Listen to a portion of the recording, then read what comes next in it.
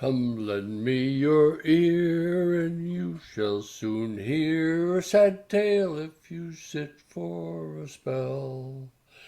It may spare you much pain and shame on your name, and keep you from going to hell. Our county's logbook shows Miss John Henry Cooke, by fate wed Miss Olivia Cooke. With pretensions of class, they named their first lass Venus de Milo Cook-Cooke. Young Venus was blessed with skills that impressed. At whatever she tried, she'd succeed. She could cook, she could clean, even fix a machine, so it seemed that no man did she need. But she fancied most sailors, and even the whalers, once cleaned up and out on the town. When she was of age, she was earning a wage in a pub down in old sailor town. Had a job in the kitchen, would readily pitch in to do whatever it took. And those in the pub quite fancied her grub, so they nicknamed her Cookie-Cook-Cook. If you've had too much grog and fancy a snog, and think that you might be still able, ignore the advances and flirtatious glances of those serving your table. Remember, sweet Cookie-Cook-Cook. Remember, sweet Cookie-Cook-Cook. She shared her lips with the men from the ships after work when the lamps were turned low.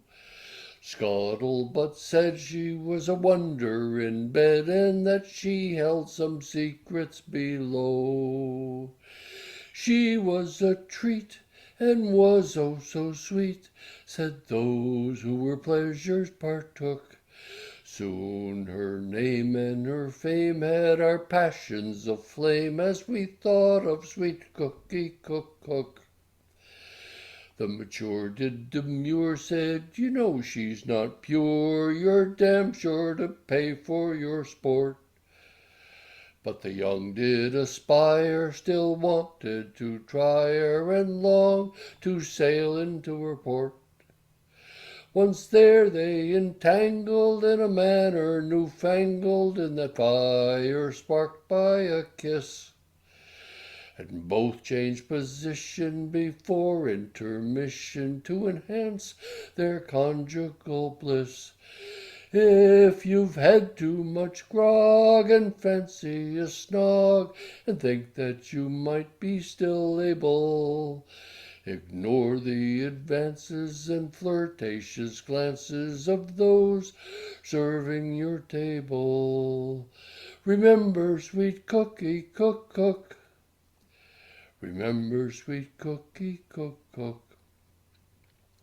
When shore leave was done, and they'd had their fun, they were broke, but grinned ear to ear. But the crew, once so jolly, became melancholy when fire below gave them fear. When the pox did appear, its location made clear, who and what was to blame. When the sores didn't heal, the stench made them keel, and the nights brought on fevers and pain. Well, that ship disappeared for nearly 2 years before returning to home, port and hills.